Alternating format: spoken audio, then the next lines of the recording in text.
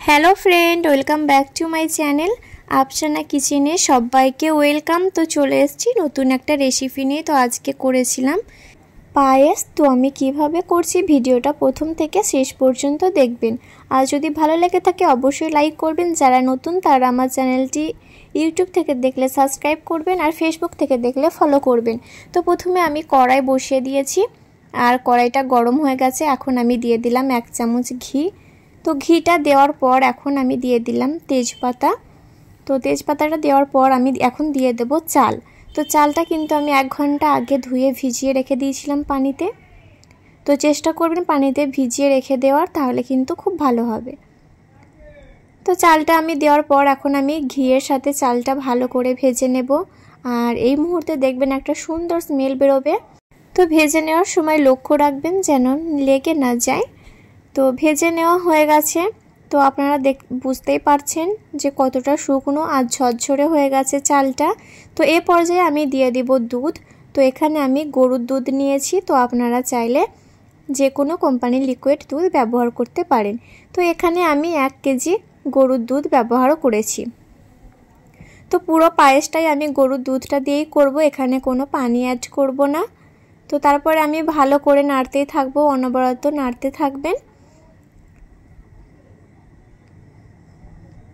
তো এই যে চালটা অনেকটাই সিদ্ধ হয়ে গেছে।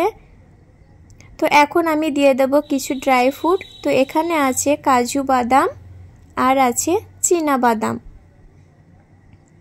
তো তারপরে আমি দিয়ে দিব কাঠবাদাম আর কিশমিশ। আর কিন্তু দিয়েছি এলাচ থেতো করে। তো এলাচটা কিন্তু অবশ্যই দিবেন, তাহলে কিন্তু একটা সুন্দর গন্ধ বেরোবে। তো সব ড্রাই ফ্রুটগুলো দেওয়ার পর এখন আমি ভালো করে নাড়তেই থাকবো।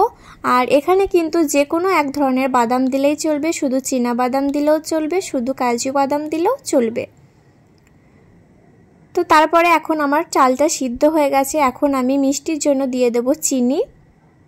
তো চিনির পরিমাণটা আপনারা বুঝে দিবেন, আপনারা যে যতটা মিষ্টি পছন্দ করেন সেই পরিমাণ অনুযায়ী চিনিটা বাড়িয়ে কমিয়ে দিয়ে নেবেন। তো চিনিটা দেওয়ার পর আমি অনবরত নাড়তেই থাকবো যাতে তাড়াতাড়ি চিনিটা গলে যায়।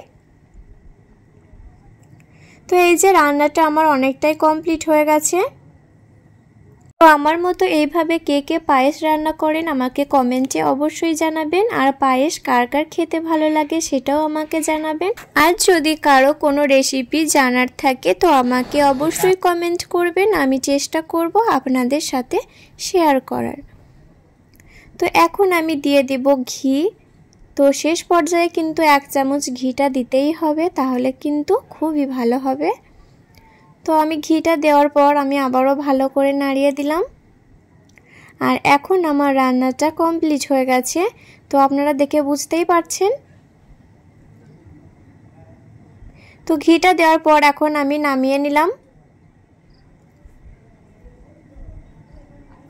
তো এই পায়েসটা কিন্তু বার্থডেতে বা কোনো অনুষ্ঠানে তৈরি করতে পারেন, খেতে কিন্তু দারুণ টেস্ট হবে।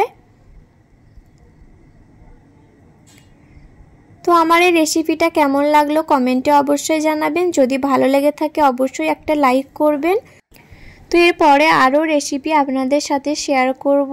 তো আপনারা সবাই এভাবে পাশে থাকবেন, এভাবে সাপোর্ট করবেন।